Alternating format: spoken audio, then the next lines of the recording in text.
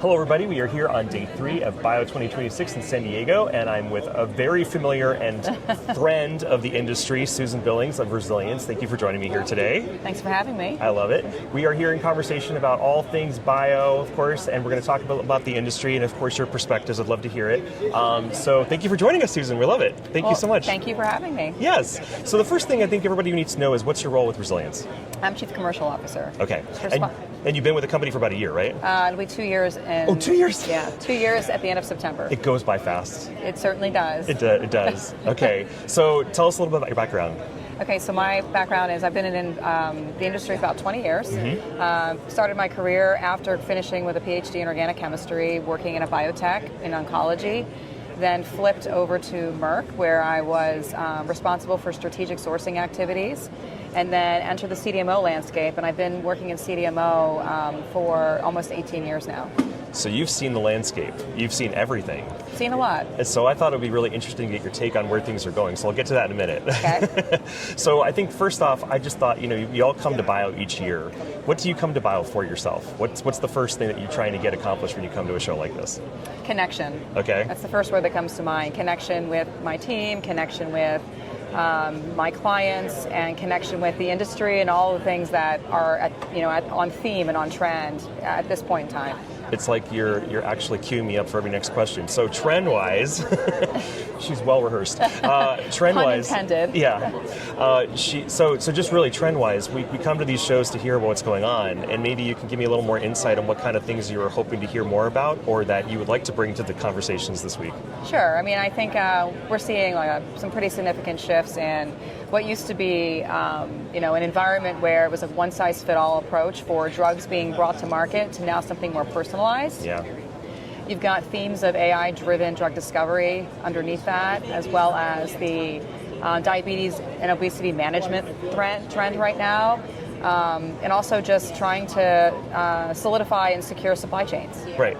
So Resilience is kind of meeting people where they are, I'm assuming, these days, and you guys have been working towards a much more focused strategy and approach. And what do you think that's kind of achieving at this point? Is it achieving a higher level of efficiency for those clients? Is it achieving a kind of level of confidence? Absolutely. Yeah. I think what it's also achieving is, more strategic, long-range partnerships than doing something more transactional. Yeah. And that is the intent for us. Yeah. Building stronger, longer-lasting, robust relationships with our clients. I think it's smart that organizations like Resilience and others that have started off thinking very wide angle find that, no, there are areas we could be really focused and much more specialized and have a talent. And that, I'm sure, is something that everybody can learn from right now, right? Just don't bite off more than you can chew. Agree. The whole end-to-end solution it's fabulous if you can pull it off. It's really hard to do. And for us, we just really decided that we're going to lean into the things that we're good at and are in the high growth areas of the market. Yeah, there's still some innovations and some interesting things coming out in that area too. So I think the first thing I wanted to ask, just kind of moving on the more critical side, what would you like to see change in the industry right now? Because I think initially when Resilience started, it was about creating a more resilient supply chain. Is there something else that you would like to see change now? I think the resilient supply chain thing still is true to trend. I think that's not going to go away. Yep. Especially what a lot of companies experienced during COVID, that really put them on their heels a bit to understand that something like this can really shake things up and cause some uncertainty in supply. I'd also like to see more innovation around different approaches in drug discovery that are going to compress the timelines to bring assets from very early discovery to the clinic. Resilience, our value add to any customer really starts, at that last leg of preclinical development before stepping into an environment of needing GMP material. And with your background, I'm sure you're bringing some of that scientific empathy into bringing it into the business boardroom, which is hard for us. It's in our background to go from science into finance and business and legal, and that's got to be such a hard thing to talk about every day, because you do want to help folks, but you have to realize that's a very hard curve to kind of transcend. Yes, agree. I do. Yeah. But everything that we're doing is for the benefit of the patient. That's the the underlying reason why we are all here. Yeah, of course. So let's say, what do you think is the biggest friction point right now in the industry as far as getting things done? the hurdles in getting drugs approved to market. Yeah. Some of the regulatory, changes and shifts. Do you think that having both sites here in North America and the US and Canada has now become a good benefit and not having to branch overseas? It certainly has, put us back on the map in terms of consideration for some of the high-value opportunities that are coming from our customers. Yeah. Being here in the United States, everyone's leaning into the United States manufacturing, high quality, real time, being able to deliver, in like under timelines that are, considered to be benchmarked is it's a tremendous opportunity for us and for other companies that are trying to grow in a very saturated market. I know that you guys have been sharing some new numbers in that realm of like trying to find some more efficiencies and getting underneath the benchmark and resetting the line. That's right. About what should be expected, which I think is great.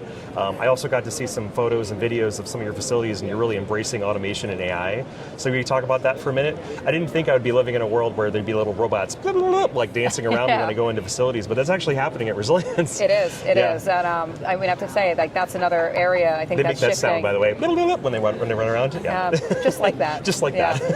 The whole AI automation piece, right? I mean, that is another shift in the industry. People are, really excited about automation because automation drives efficiencies. It drives less faultiness, like lack of human error, human intervention, because the robot is set to to perform. And for us, that's one of the reasons why we have been very successful in scaling our operation in record time and being able to assure supply and the volume, right? Yeah. It's not just about, it's not just about speed and it's not just about volume. It's like, it's both. It's velocity, right? To being able to kind of marry that together, automation has been critical for us in that regard. Yeah, I think that there's a lot of discussion right now about where AI could find a role, and the way that you guys are implementing automation, it's taking a first step without taking too high of a risk.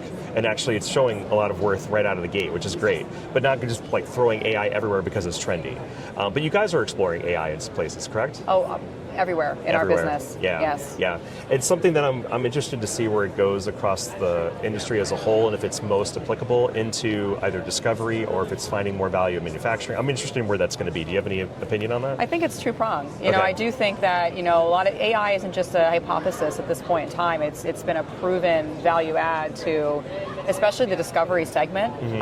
Companies are using it to compress timelines, translation information to bring safer drugs to the market. The inputs that are provided in the AI and the training data that's coming from that, it's becoming incredibly informative on what biological targets we really want to explore, where are we going to have the greatest chance of success, and how fast can we get something to the clinic and then to market. On the development manufacturing side of things, AI is a little bit more less around the innovation aspects and more on how do we safeguard, our processes, how do we lean into understanding, where a piece of equipment may go down and getting ahead of that faster so that we can eliminate any downtime that may come from, a piece of equipment that decides to break at any given time. Yeah, the more signals that we give it, the more interesting kind of applications we can get out of it, and that's both on the analytics side and predictability side.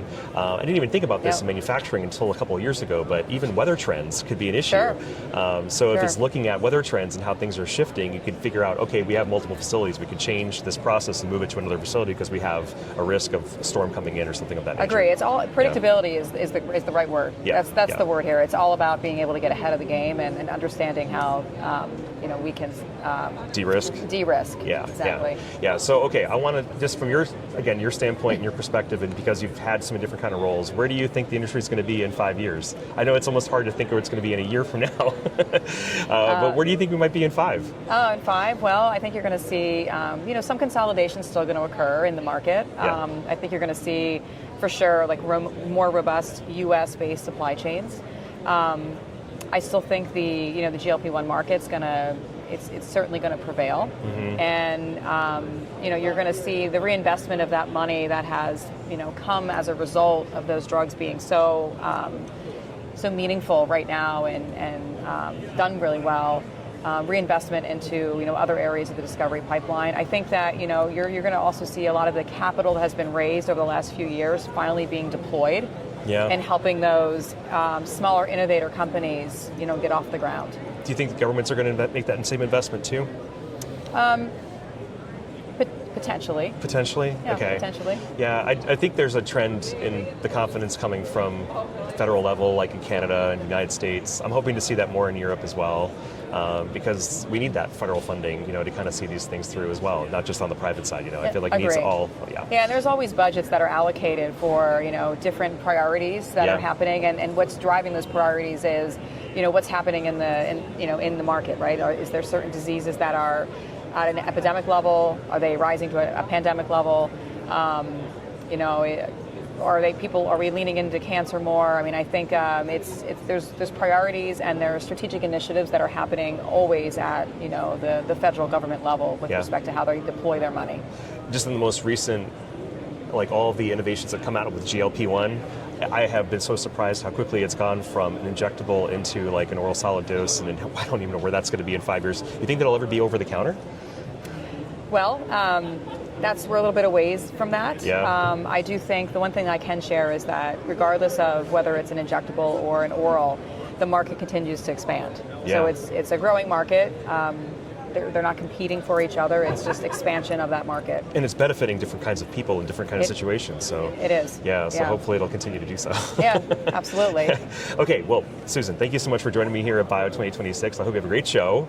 Thank you. Anything else you're looking for before the end of the week?